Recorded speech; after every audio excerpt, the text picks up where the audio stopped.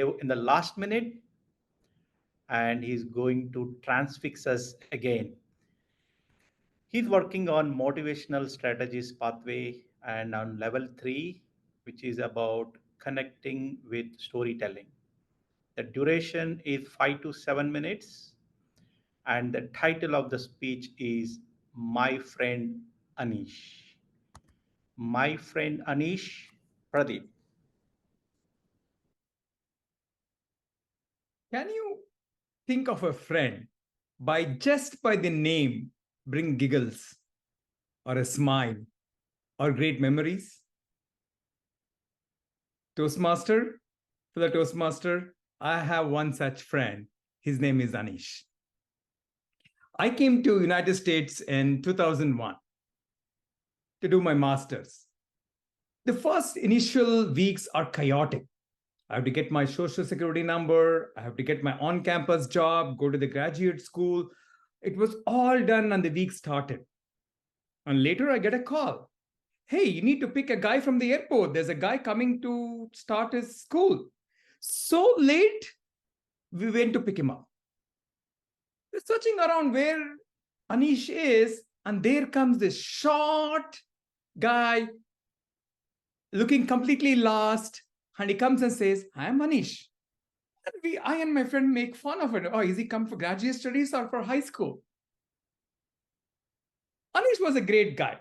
I walked with him to graduate school for his admissions. I drove him to Social Security office and even walked all the way across the golf course where I got my on-campus job in WSC alumni. Unfortunately, he couldn't get a job. He was okay with it initially. We were 4 people and he was staying as a guest for a couple of weeks. The weeks became a couple of months and said, Hanish, you need to find a new house. And he was so comfortable with our house and he wanted to stay with us. And, we had only two bedrooms and we couldn't fit 5 people. And finally, he got his own house, own friends, and own apartment. Until today, he always complained, you never supported to be your roommate. And that's the reason I had to move on. In the evening, I used to go to Anish's house. He was an awesome chai maker or Indian tea. It was really tasty. But the only issue was we were like 6 people and we always used to get half a cup. Always. I said, Anish, why can't you make more?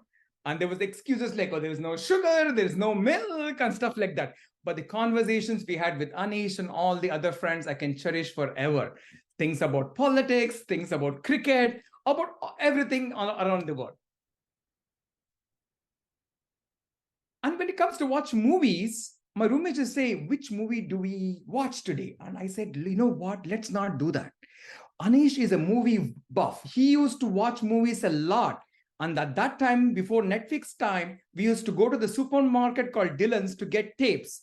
And that was too far away. I used to just walk to Anish's house, take the tape which is watched, and I said, you know what? I'm going to return it. Don't worry about it. And that's how I used to watch movies. I didn't need to look for reviews. I just need to look for Anish's house. And I was very fortunate. I was there for his graduation. But unfortunately, a common friend of us, gave me a camcorder to record. So I have my entire focus was in the other friend and not for Anish. Until today, he still complains. Finally, he got a job and he moved to the East Coast and I came to the West Coast. He visited me in 2015. And he likes to take photographs. The entire week we drove around and we took a lot of photographs, and I don't know how many photographs he has. In 2018, I had a chance to fly to Baltimore, where I had to run my Marine Corps Marathon in Washington, D.C., and I stayed with him. And we had a great time. We visited temples around, Indian restaurants. I stayed with him. It was a great time. It was a short week. I had to come back. Anish had only one problem. He couldn't find a life partner. So that always bothered him a lot. Time flew by, and then he was supposed to visit me in 2019 for a conference in the Bay Area, and he couldn't for some reason. And then COVID hit. COVID changed a lot for a lot of people. It changed a lot for Anish. He didn't have company, so he used to work from home, and he became a little alcoholic. He used to drink most of the times.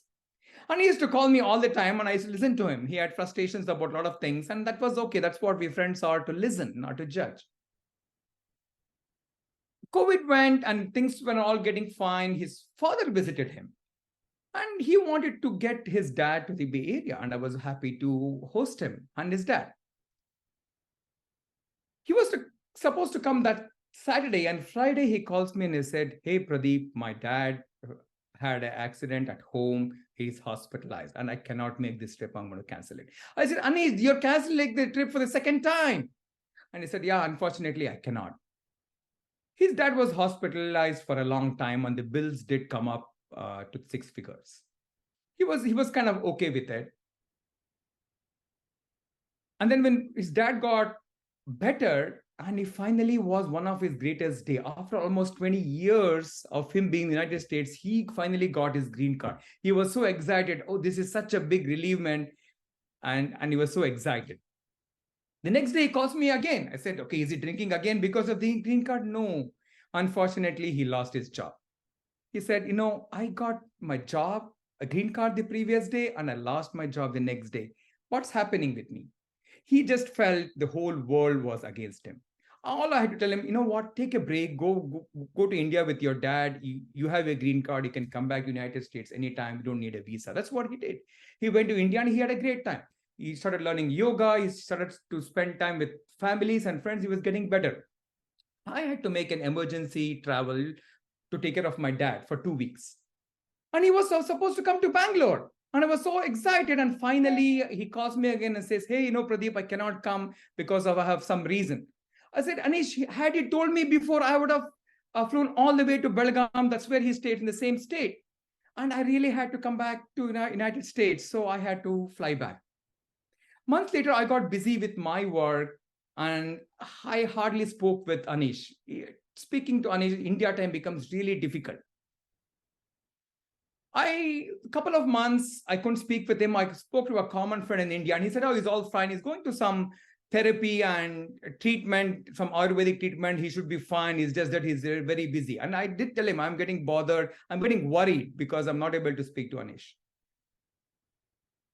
6 weeks back, I get a call from one of my common friends to hear the news he's no more. He was going through a treatment because of his liver damage due to drinking, and he couldn't survive. It bothered me a lot. It bothered me even till today that I still have his photo in my face, in my WhatsApp. He tried a lot to meet me, and I couldn't. He couldn't come. I tried a lot to meet him, and I couldn't. Maybe I should have flown to Baltimore during the COVID times when he was really struggling. I didn't. I didn't do my job. I didn't do my due diligence to my friendship. We are going through Cricket World Cup in India, and always we used to have conversations, especially during India-Pakistan match. And we had a match and India won, and I can't have a conversation with him. I try a lot to meet friends wherever I go to places, but this time the guilt stays with me. I couldn't meet with him when he was in Baltimore, nor could I meet with him when I was back in India, and I won't even get his call again. This is my story about my friend Anish, who always stayed dear to me.